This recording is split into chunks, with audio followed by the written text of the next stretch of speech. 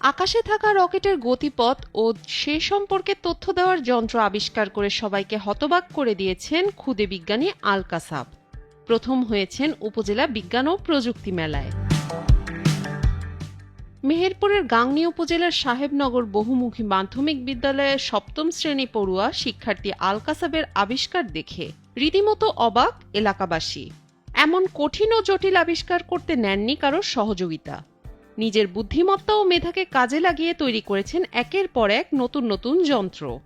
তার আবিষ্কারগুলোর মধ্যে একটি হচ্ছে রোভার, যার মাধ্যমে চাঁদে গিয়ে তথ্য সংগ্রহ করা ও রেডিও কমিউনিকেশনের মাধ্যমে দেশের ডেটা সেন্টারে তথ্য পাঠানো যায়। রকেটের উপরে একটি রাডার স্থাপন করা হয়েছে।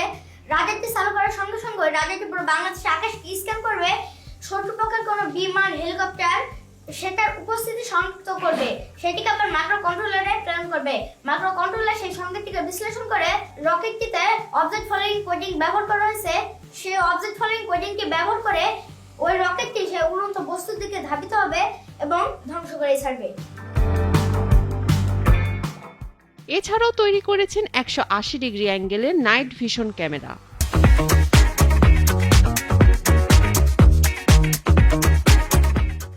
যার মাধ্যমে চাঁদে থাকা কিউরিসিক 1 পৃথিবীতে থাকা অ্যান্টিনিয়ারের মাধ্যমে দেশের কম্পিউটারকে তথ্য প্রেরণ করবে। এসব বিস্ময়কর প্রযুক্তি আবিষ্কার করে বিজ্ঞান ও প্রযুক্তি মেলায় হয়েছে প্রথম। তার এসব আবিষ্কার দেখতে দূর দূরান্ত থেকে বাড়িতে ভিড় জমাচ্ছেন এলাকাবাসী।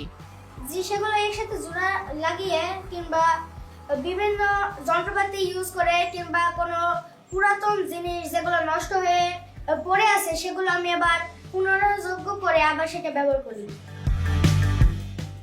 আর্থিক সচ্ছলতা না থাকার পরেও নিজের যেটুকু সামর্থ্য আছে সেটুকু দিয়েই ছেলের উদ্ভাবনী আবিষ্কারের সহযোগিতা করছেন কাসাবের বাবা। তবে সরকারি বেসরকারি সহযোগিতা পেলে বড় পরিসরে ছেলের এই বৈজ্ঞানিক প্রতিভা বিকশিত হবে বলে জানালেন তিনি।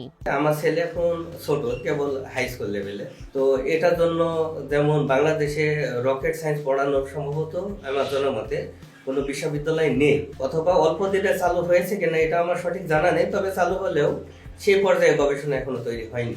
তো এটার উচ্চ শিক্ষার জন্য প্রথমে তাকে বাইরে প্রেরণ করতে হবে, যেখানে রকেট সায়েন্স নিয়ে পড়ানো হয়। সেক্ষেত্রে আমেরিকা, নাসা অথবা রাশিয়ায় যে মহাকাশ গবেষণা কেন্দ্রগুলো আছে সেখানে তাদের বিশ্ববিদ্যালয় আছে, সেখানে তাকে পড়াশোনা করিয়ে তখন বাংলাদেশে এনে তাকে মহাকাশ গবেষণার ক্ষেত্রে কাজে লাগানো যেতে পারে।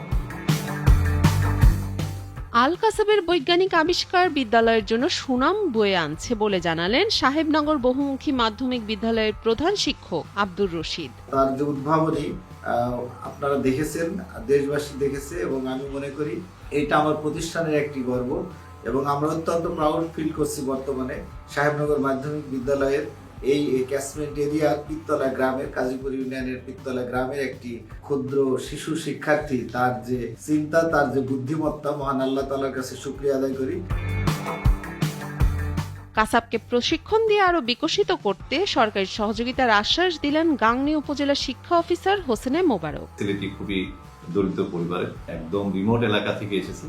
তার মধ্যে উদ্ভাবনী এবং প্রচেষ্টা খুবই প্রবল। আমরা চাচ্ছি যে তার জন্য আমাদের যদি কোনো আর্থিক বা অন্য কোনো সহযোগিতা থাকে, আমরা উপজেলা প্রশাসন, উপজেলা মাধ্যমিক শিক্ষা অফিস থেকে আমরা সর্বোচ্চ তাকে সহযোগিতা